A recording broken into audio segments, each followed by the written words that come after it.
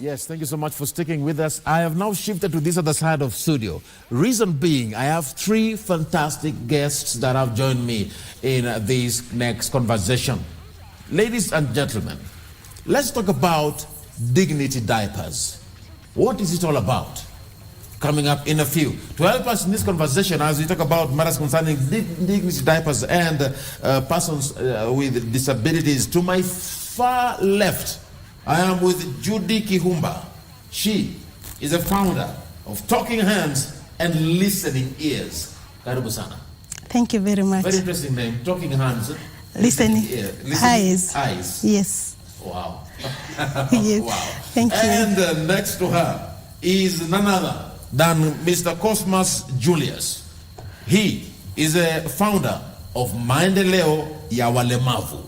Karibu sana. Thanks for having me. Thank you so much, and it's a pleasure having you also. And my final guest in studio, Mr. Benson Isaboke. He is the director of Sight of Relief. Thank you for allowing us to be here today. Now, lady and gentlemen, it's a pleasure having you. Yes. And of course, those who are joining us from home, my name is Aguko. Thank you for choosing Good Morning Kenya as your channel of choice. As we talk about this, let me start with you, Mr. Benson. Why dignity diapers? Thank you for having us. And dignity diaper is one of the basic items to the targeted groups, where we are focusing on children with disability, basically children with cerebral palsy. We are talking about women with the fistula condition, and also we have men who have renal conditions that are on 24 care of the use of diaper. So when you talk about dignity, we are talking about how can this category of individuals be accommodated or accepted in the society, because a diaper is their everything that will be able to allow them to be with other people in the society, to have that inclusive conversation. All right. Now, still on you, Benson. Yes. Let us get that particular concept that you've mentioned clearly. Yes. And we will define that as we proceed. You mentioned dignity diapers. Yes. Who do you target? First, you said children with disabilities. Yes. And in particular, cerebral palsy. Children with cerebral palsy, yes. Why them? Why this group of people first? Thank you for that question. Sight of Relief organization is basically advocating for children with cerebral palsy. As a major issue, as a major concern, as a country, we have never recognized a diaper as an item that is very, very basic. These children in 24 care, they are on use of diaper. And when we look at the statistics through the country, a diaper has never clicked to the society like is one of the items that is very, very basic. And these children are on diaper as their dignity wear, 24-hour clock system. If we can be able to have a discussion about these children, they don't have any basic or anywhere they can be able to wear to have that comfort, that hygiene. So as an organization representing these children, we found it's a major issue that it needs to be discussed so that the environment, the society can be able to understand. A diaper is very, very basic. Okay. And also in looking at in terms of even policy, we're just trying to mobilize or to lobby to see how a diaper can be able to be made basic in this country. And let me come to you, Judy. Still, cerebral palsy, children with cerebral palsy, why should we have that? Do you feel like we are addressing this particular group, especially when it comes to dignity diapers? Are Kenyans aware about it in the first place? I would say majority of them are not aware, because a majority of them are not aware. Okay. Because when I come here, you don't know how I'm dressed, so you may not know, as I was preparing, what exactly I went through before I got here to feel pretty, to feel comfortable in front of you and in front of everyone. So we realized that most of the children who are going through, who have cerebral palsy, you find that their parents, most of the caregivers and their parents are balancing between, do I buy a diaper because it's a major commodity, it's a major wear for this person? Yes. Do I buy medication for this child because they're on continuous medication, or do I buy a meal for this child? And most of them, because they are always taking care of these children, most of them are not in full-time employment, because you don't know who you will leave your child with, because they need to be changed diapers all throughout continuously, yes? So you realize, and diapers right now are very expensive. Very. For parents who have small babies, even if not disabilities, they know how much a diaper costs. So you can imagine this child will never outgrow the diapers. They are always on the diapers throughout. So you realize that it's a real need, but we are not really addressing it because not very many people know the need of a diaper in children with disabilities. Wow, wow. And still, let me come to you, Mr. Cosmas Julius. Yeah.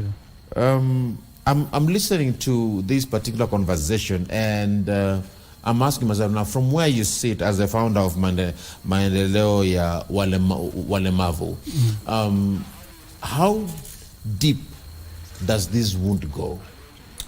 Wow, thank you so very much. As you mentioned it very clear, the organization is called Maendeleo Walemavu Organization. Literally, when we say Maendeleo, we mean the progress of the PWDs. Yes. The three organizations, Site of Relief Organization, and the Talking Hands and the Listening Eyes, and the Maendeleo Walemavu Organization, you realize these are purely organizations that are led by people with disability. Yes. Cosmos is a VIP. I'm a visually impaired person. This is my walking aid. It's called a white cane. You know, I'm talking from the experience. I'm talking from, these are the people we interact day after day. Yes. So when we came together, we realized there's a very big need that people with disability, they've been neglected to an extent, something that is very, very, very basic. Like you're giving somebody food, giving somebody shelter, you know, it cannot be avoided. So when we came together, we realized that kids with cerebral palsy, good ladies with the with the fistula, old papas, or rather old fathers in the society with the renal cases, they've been neglected. So we realized this is a very universal thing because kids with cerebral palsy, they're using the diaper. The renal cases, they're using a diaper. And also fistula leads are using a diaper. And we will address each case individually. Exactly. So to give each person, each issue its specific time. Perfect. But now you're saying cerebral palsy, still something that we've neglected as a society. Exactly. So when we came together, we realized as an organization, we really need to bring this gap to a close. Yes. Because something that is been neglected, as my brother mentioned earlier, and we also need to tell the nation that the diaper is just a basic thing. Just like you need food, you need shelter, it's equally a basic thing to these three categories of the family. Yes. Wow, wow. And Kenyans watching today, did you know that diapers are part of the basic needs? Yes, you have food, you have shelter, you have clothing. Diapers is number 4. That is there. Did you know that? What are you doing to touch the lives of children who are out there with cerebral palsy? And that's the question that I would like to ask you. And Mr. Benson, you're talking about this specific group of people with cerebral palsy, but you mentioned there is yet another group that you're targeting. All right? Yes. This other group, what is it? In the society, we have women with a fistula condition, which is another category or another group that we are targeting. Because when we talk about diaper, is one of the dignity that can be able to bring people together. So when we talk about women with the fistula, they have been separated from social life to be productive in the community because of the nature or the condition that they're going through, without being in a dignity where they cannot be able to be closer to another person to have a discussion. So when we talk about fistula condition, this is a condition where you understand the balls are loose, where somebody just is just direct. In any case, you want to have a nature where urine just comes through, or the feces comes through without having a know-how. But in this case, when we talk about a diaper to this category of groups, we're talking about a diaper is very, very basic that can be able to give that person comfort to have a sitting and discussion about matter of development, matter of the community, matter of the family. But if in any case somebody doesn't have a diaper and you get the scent, if somebody mtu akisusulia, you get that harufu.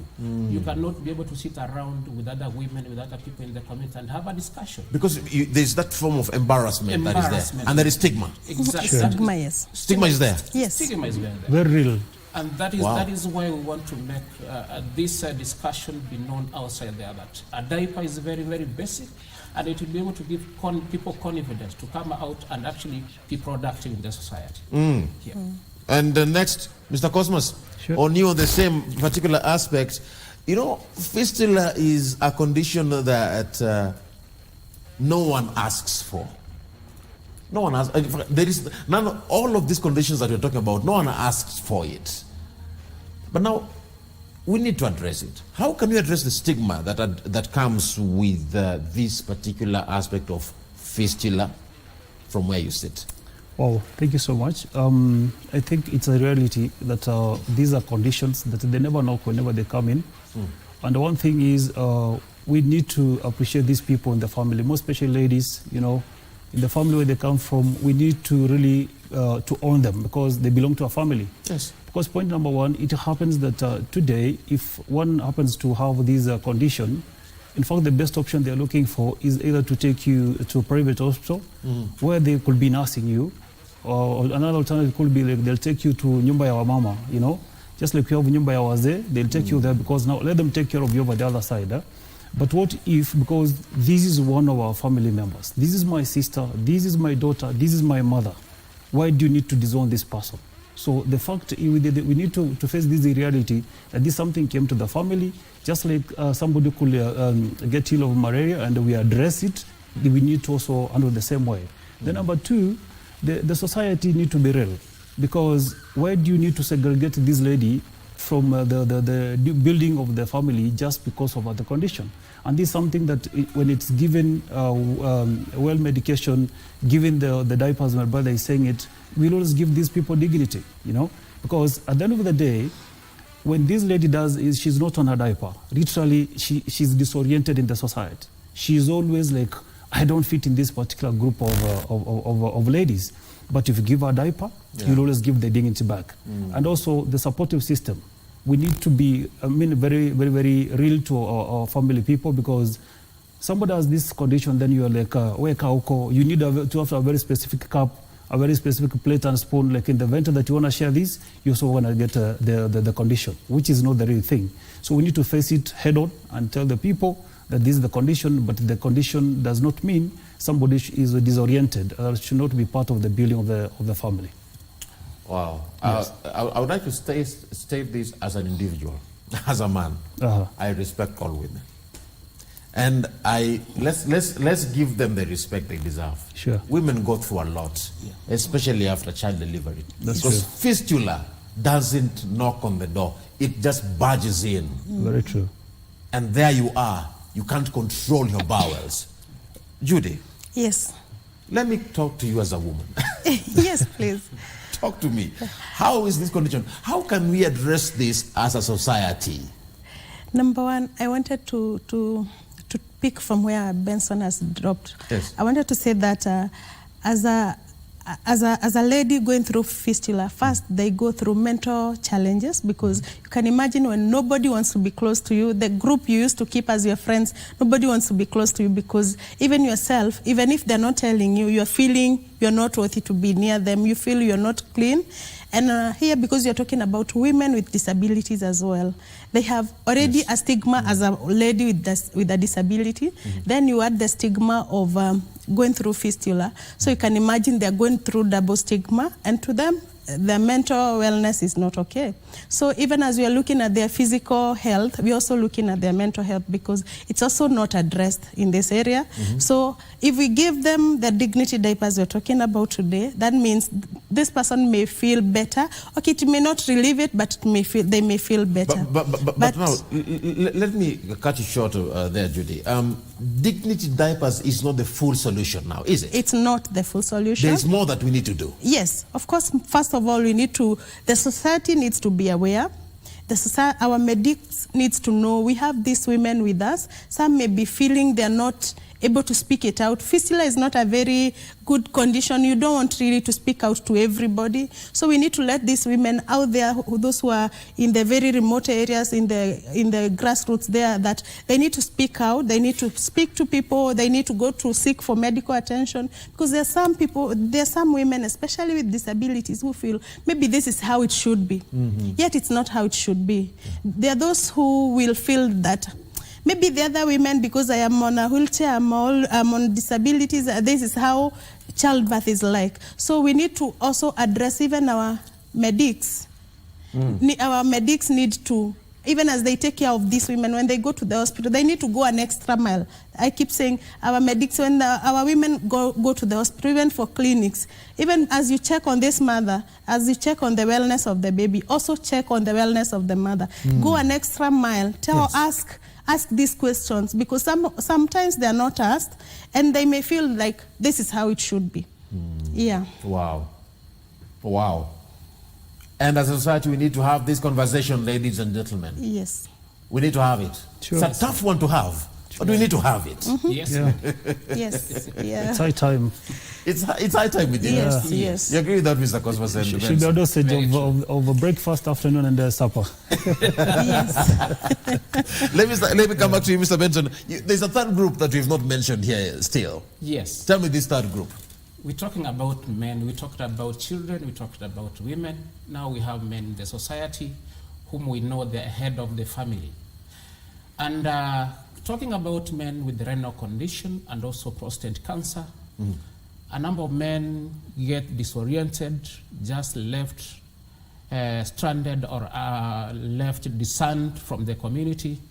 Once they are at their age, once you catch up with your age, some of the systems becomes weaker and weaker. Yes. In this case, we have men who have the renal conditions within us. Now, in this case, what happens within the society? We're actually putting our fathers to the situation where we are subjecting them to wazee's homes, in the sense of we are disorienting their mental health. In this case, we are neglecting our parents, subjecting them to be taken care of from other people. Once they've nurtured us, we have strength, we are employed, but now we are neglecting them when it's at the time we're supposed to take care of them. Okay. So in this case, when we talk about the diaper, is also very, very key to renal cases, these parents at home. Actually, and these wazees are the people who guides the family. These are the people who guides the house.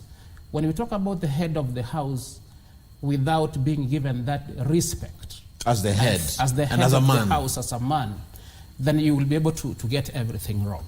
I think that's why it's very, very important we have a discussion about the men in the house. That dignity is very, very key. And as a society, let's respect our fathers, Yes. Very important. regardless of their age. Yes. Respect your elders. Very true. They may go through that particular aspect of renal failure. Yeah. And that's why we're giving them dignity diapers. Perfect. Yes. Now, quickly, I would like to skip and fast forward. We have a campaign here that we are talking about here. Sure. Dignity diapers, ladies and gentlemen. We have a campaign, and this is for the good of the society. And still on you, Mr. Benson, tell me about this campaign.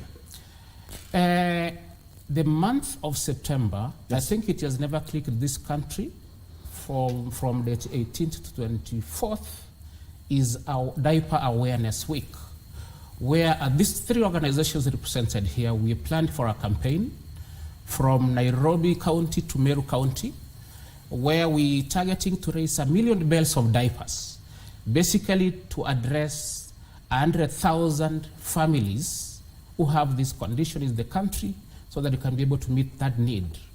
Through this, when you talk about from Nairobi to Meru, we'll be able to have stopovers from Nairobi County, where the flag offer will be.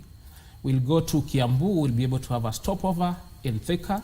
We'll be able to go the next county, Moranga, we'll be able to have a stopover. We'll be able to have a stopover in Kirinyaga. We have a stopover in Embu. We have a stopover in Tarakaniti. Then we have the last stopover in Meru County. Wow. Those are so many counties that you'll be touching on. Yes. And I pray that you touch the lives. And let me come to you, Mr. Cosmas, on the same. All right. I see you already have a T-shirt there, Dignity Diapers, Family Inclusion. Yes. On that particular. Tell me about this campaign. How impactful do you believe it will be? Oh, thank you so much, Rama. Point number one, as my brother and my sisters mentioned early, we want to create awareness, which is really very, which is not in the society. Number two, we are targeting to raise 1 million bales of diapers, as is mentioned. 1 million. 1 million bales of diapers. And one thing that we must be very clear is we are targeting only people with disability. Not everybody is using a diaper. Because we've got cerebral palsy, fistula, and also renal cases. These are strictly people who've got a disability. Then number two, this is a project we intend to do across the country. You know, why we need to do that one? These are actually, it's happening for the first time in Kenya. It's the major campaign happening in Kenya because it has never clicked in the society. Because we've been talking more about the sanitary pads. You know, but you realize a diaper is something that people think it's a luxury. But it's not a luxury per se. It is just a basic need. Just as at the point that you need food, so this family also, they also need this diaper for them to have the dignity. All right. Therefore, the word dignity diaper, we derived it from the campaign itself. We call it dignity diaper because we need to give dignity back to the society and to these three categories of family. So we're intending to raise awareness, number one. Number two, and then we need to raise the bales. Then number three, we also want to take care of these 100,000 family members across the country in the program already who are the beneficiaries. How can people get a hold of you if they want to? Those who are watching it today. I don't know who can take that one on. Wow. We have our offices in Kihumba building. That is next to St. Paul's University. It's the 8th floor, room 4. That's where the office are. And we also have the website. So we have most of the details over there.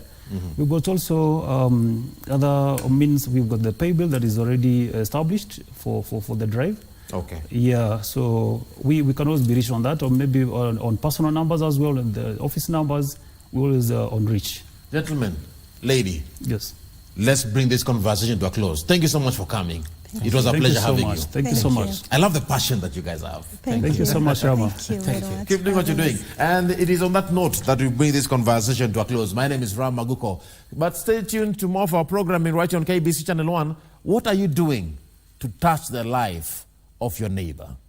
May God bless you. May God bless the Aguko fans. This is Good Morning, Kenya.